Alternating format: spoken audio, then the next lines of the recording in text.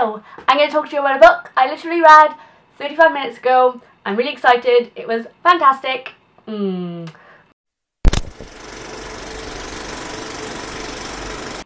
I'm going to read the description from Wikipedia because the Goodreads description has a difficult word in it that I can read in my head, but when my mouth moves to make the word come out, it doesn't come out properly. So we're just going to read the Wikipedia one and hope I can say conception when it comes to it.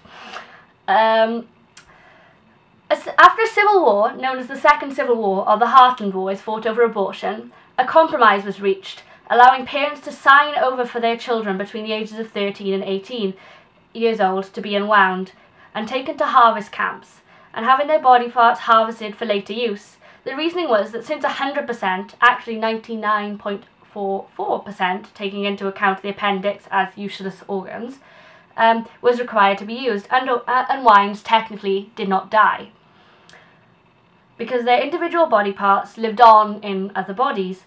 In addition to unwinding, parents who were unable to raise their children to the age of 13 or retroactive abortion have the option to stalk their child by leaving it on another family's porch. If they don't get caught, the stalked baby then becomes the other family's responsibility. And I love this book because even in that little blurb, there's so many things that are wrong about it. Just so many. You read it and you go, what? That can't be true. There's no way that you would ever be allowed to do that. And I'm not so sure. I mean, with advancements with medical technology and cloning, it's scary. I mean, very scary. And I loved it because they had an explanation for everything. Nothing was just pulled out of the blue. It was either taken from some sort of paragraph in the Bible. I mean, my favourite is the fact that Lev, or Levi, in the book is a tithe, and a tithe is someone who is told from birth that they are going to be unwound, but because they are Christians, it is alright for them to give away their child and essentially kill them. I mean, the boy being unwound doesn't believe that he's going to die, and it takes a lot of convincing for him to even think that he will be unwound and that this is wrong, what's going on. And it was fascinating to watch him go through all the heartache he had to go through, like rejecting his family and rejecting what he believed was right. And then you have Connor, whose parents gave him away because he was a little bit too naughty. And I think that's shocking. I mean, your mother and your father are meant to love you unconditionally, and these people who send their kids for unwinding just don't. And I think it's horrible. And then you've got Risa, who is a ward of the state and who plays the piano, and plays the piano really well, but not well enough to stop her being unwound. And I thought it was shocking. It was so unbelievably shocking.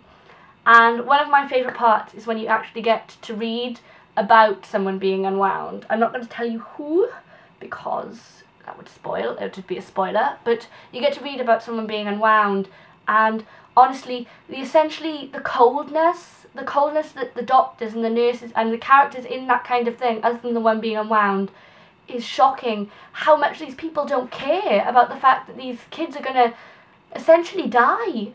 I think it's horrible, and it shows how selfish people are, and I found that it was fascinating. I mean, I always find it funny because people say they will never be organ donors and all this sort of stuff. My dad said that he doesn't want to be an organ donor, but I mean, it is a big decision. I mean, I know you die and I know you're dead, you're not using it anymore, but it's part of you, and it is a massive decision, and the fact that these kids don't even get to make the decision for themselves is shocking. I mean, when I applied for my driving license, I had to pick, and I decided to put it off because I don't think I'm old enough to choose whether, if I die, I get to give away my organs. What if in 20 years I don't want to give away my organs anymore?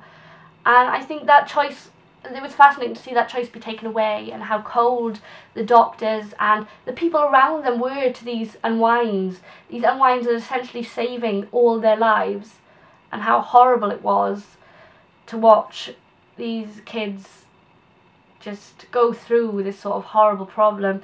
But I love books like this because you always remember them. They're books that you kind of go, oh yeah, I know that book. I definitely read it because it was blah, blah, blah, blah. And you always remember books like that. And they're the best ones. I think I love my romance, vampire stories and werewolves and supernatural stuff. But books like this really stick with you and really make you think, and I love books that make you think. But I wanted to talk about, before I got really off topic, the scene where a boy gets unwound. Oops. Oh well, a boy gets unwound in it. But you just get, it's horrible.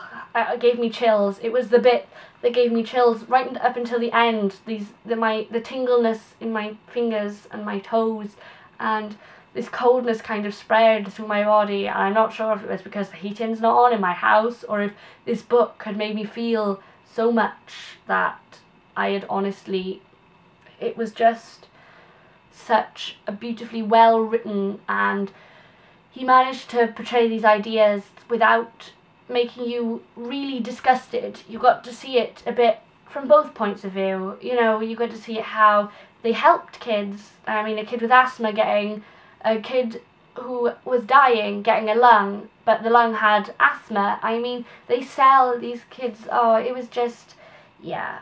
But I love books like that. I think if you're going to read a book, you may as well read one that's going to make you go, oh, and make you think about the world and put everything in perspective, put your life in perspective, and put the future in perspective. Because I think books like this really do make people think, and I think it's a shame when people haven't read a book that makes them think and just read vacuous drivel. Anyway, let's get off that sad topic. Right, so the book I'm reading at the moment, I finished A Monster Calls, and I will eventually get round to reviewing that as well. That was also wonderful and very morbid and a thinker book, which I was shocked at because I had assumed it was a child's book about monsters, and it really wasn't. But I'm not going to go into that now. I will review it at a later date. But the one I'm probably going to read next is the Henry VIII one I have to read. I can't remember what the author's name is. But I've also promised Rachel that I'd read Insurgent because she's finished it and she needs someone to discuss it with. And I'm quite looking forward to reading it. By the sound of it, it's going to be amazing. So I'm really looking forward to reading it. But yeah, I'm in no rush. I've also had a request to review something for Lauren's blog, so I'll probably get around to reading that and maybe review it on here as well, because that'd be quite cool. Yeah, I'm also a co-blogger on Lauren's blog, which is really cool. Really, really cool. Yeah, I'm really excited about that. I love writing and I love reading books, so it's quite fascinating. I'll put a link to Lauren's blog below, so you can check her out and the tiny bit that I've written on there. Yeah, I haven't reviewed anything yet. This one's probably going to be the first book I review. Yeah, but I'll be making cakes all weekend, so I'm super busy, so I'll have to see if I can fit it in. Anyway, that's probably the end of my vlog for today. I have no idea how long it is. Hopefully it's under 7 minutes. If it isn't, I'm sorry. I love you. Goodbye.